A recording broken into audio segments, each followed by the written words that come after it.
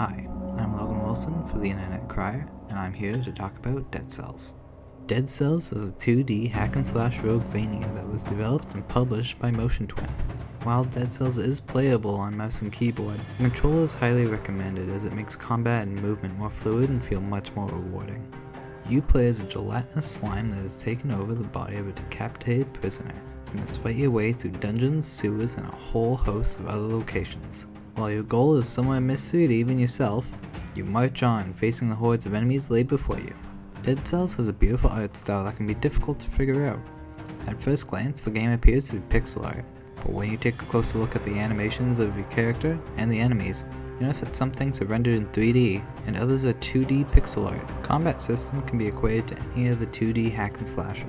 Primary attack, secondary attack, roll, jump, etc.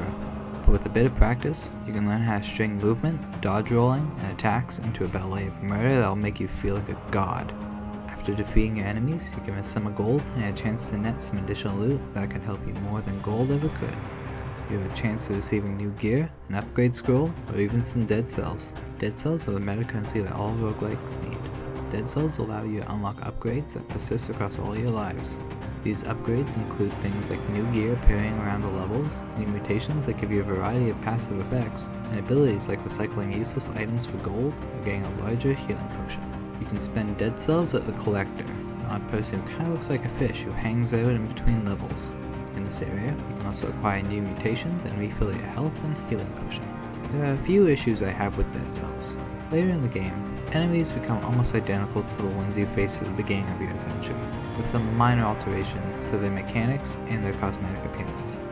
And while I do recognize the effort that was put into changing the enemies a bit, I feel like Motion Twin could have come up with something different than just another guy who throws bombs. I also found that there were occasional difficulty walls I would hit and have to grind out Dead Cells to get upgrades until I had the proper gear to get past that difficulty wall. Since Dead Cells has moved out of early access a bit ago, Twinmotion has added bits and pieces of lore in the form of interactable objects that give you a little text box of story. But for those who enjoy lore and want to learn more about the world, you may have a hard time finding all the story objects, as they are also randomized along with the map of each level. But even considering the issues I have with Dead Cells, I still had a really fun time with it. If you enjoy 2D hack and slash games and difficult combat, then you'll love Dead Cells. I've been Logan Wilson for the Internet Crier. Thank you for watching.